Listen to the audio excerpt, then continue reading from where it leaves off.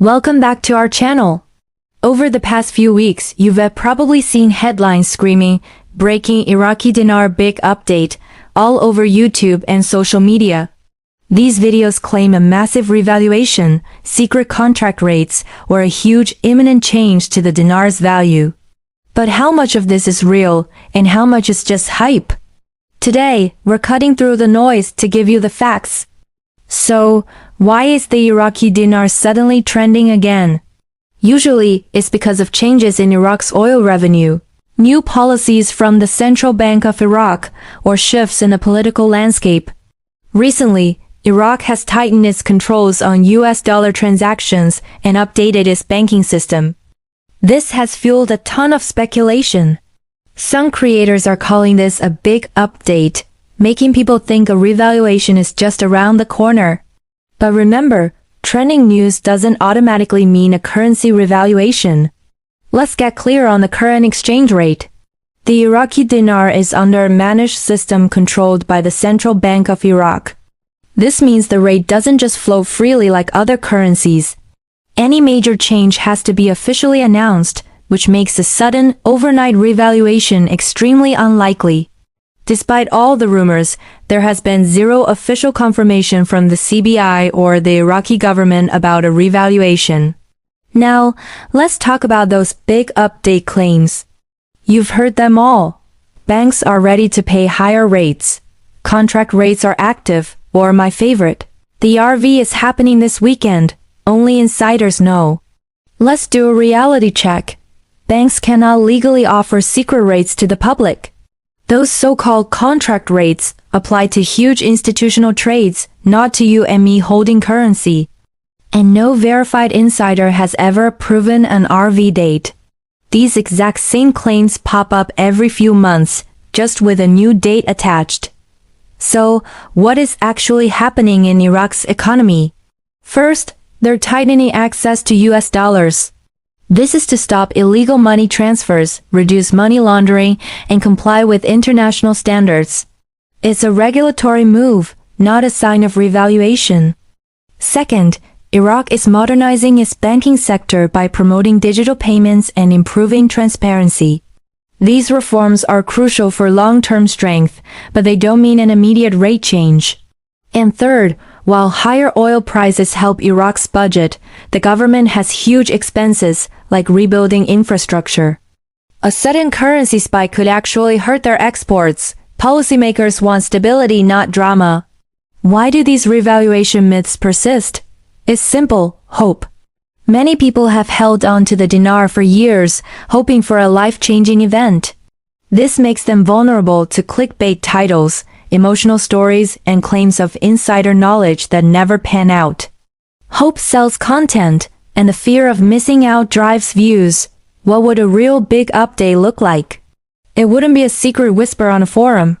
We would see official announcements from the Central Bank of Iraq. We'd see confirmation from the IMF or the World Bank. We'd see clear, transparent instructions for banks. Until those things happen, all these claims are just speculation. So, can the Iraqi dinar ever increase in value? Yes, absolutely, but probably not in the way the rumors describe. A realistic path would involve gradual appreciation over time, driven by long-term economic growth, stable inflation, and a strong modern banking system. Any future strengthening would likely be slow, controlled, and quiet, not some viral explosion. If you hold Iraqi dinar, my advice is simple: avoid emotional decisions. Don't rely on social media for financial advice. And never, ever invest money you can't afford to lose. Treat the dinar as a high-risk speculation, not a guaranteed jackpot. So, is the breaking Iraqi dinar big update real? The truth is, Iraq is reforming its economy.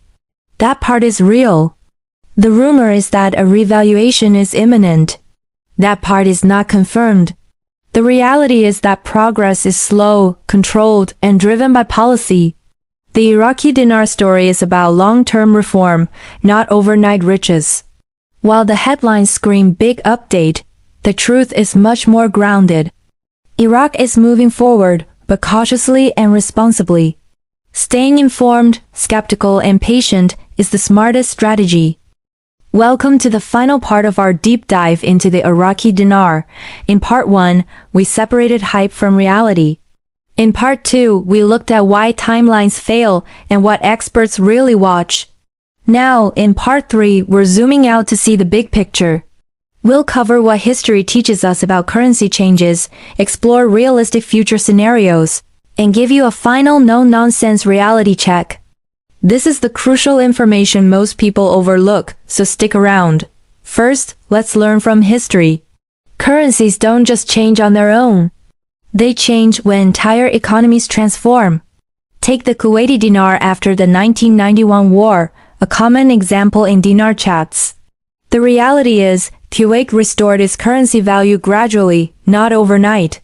This recovery was backed by solid institutions and huge financial reserves.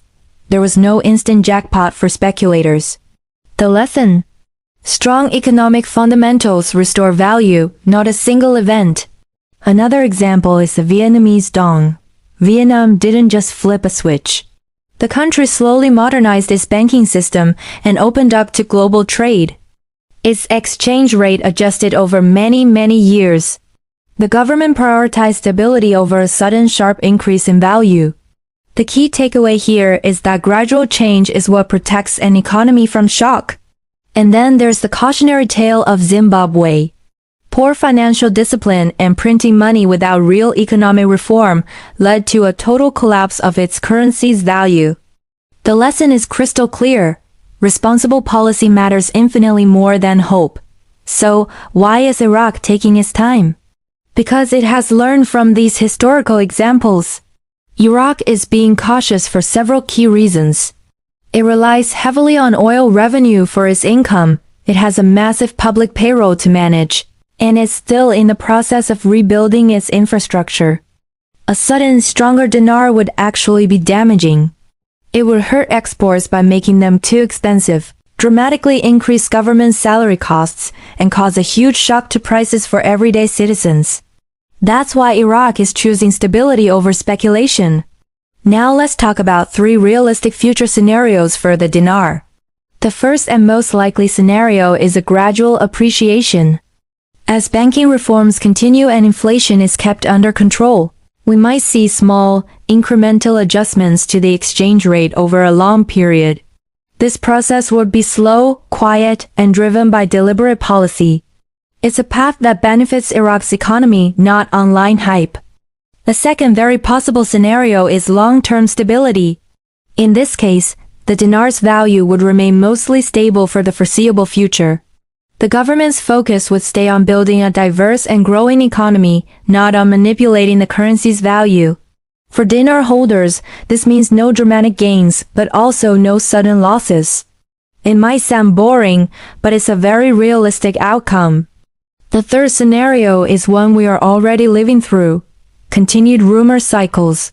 New dates will appear, new intel will be shared, but the outcome will remain the same. This cycle mainly benefits content creators who thrive on clicks and views, not actual dinar holders. So what would actually change the narrative for real? The dinar story only truly changes when we see official, verifiable policy shifts. This would include things like a formal reform of the exchange rate regime, official confirmation from institutions like the IMF, and transparent changes in monetary policy that build long-term confidence in the banking sector. Without these fundamental shifts, everything else is just noise. And that explains why you constantly see breaking news titles. They grab your attention, feed on hope, and keep the cycle going, but real economic change is the opposite. It's slow, it's quiet, and it rarely goes viral. So, here is our final advice for anyone following the Iraqi dinar. Always question emotional claims. Avoid any promises tied to a specific date. And never, ever rely on supposed inside information. The smartest approach is informed patience. To wrap up this entire series, is Iraq reforming its economy? Yes, it is.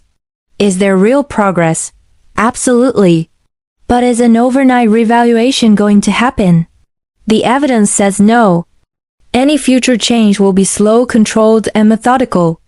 The story of the Iraqi dinar is an economic one, not a magical one. Thank you for joining me for this complete, no-hype explanation. We've covered the hype, the expert signals, and the historical context to give you the full picture.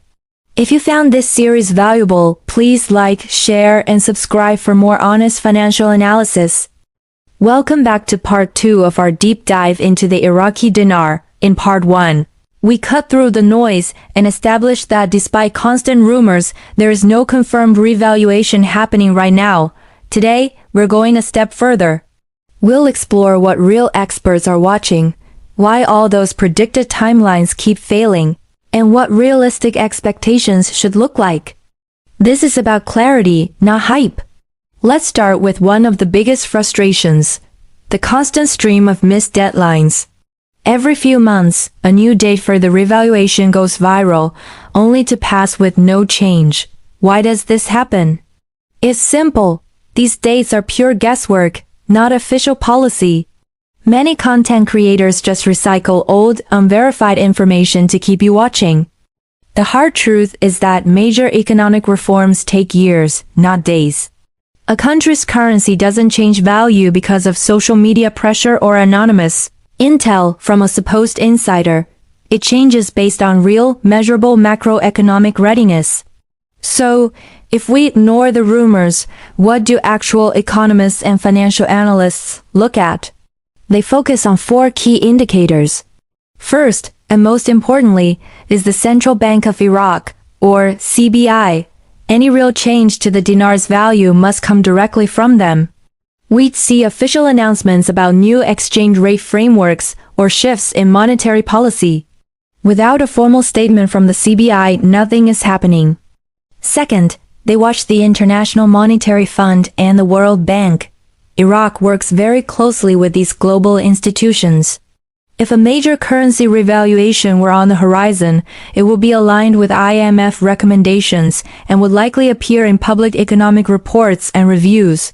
So far, there are no such signals. Third is inflation and price stability. For a currency to get stronger, the country's economy needs to have inflation under control and stable consumer prices. While Iraq is definitely making progress, it's still working to manage significant structural challenges. A sudden massive increase in the dinar's value could wreck the local economy. And fourth, the banking system's readiness. Before the dinar's value can appreciate significantly, Iraq's banks must be fully compliant with international standards. Their digital payment systems need to be robust and reliable, and their anti-money laundering controls must be rock solid. These reforms are happening, but they are far from complete.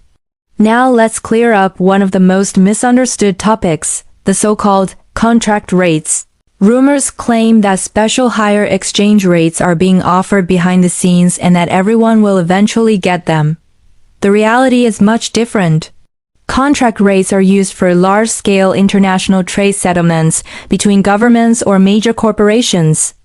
They are negotiated for specific deals and are not available to the public or retail currency holders.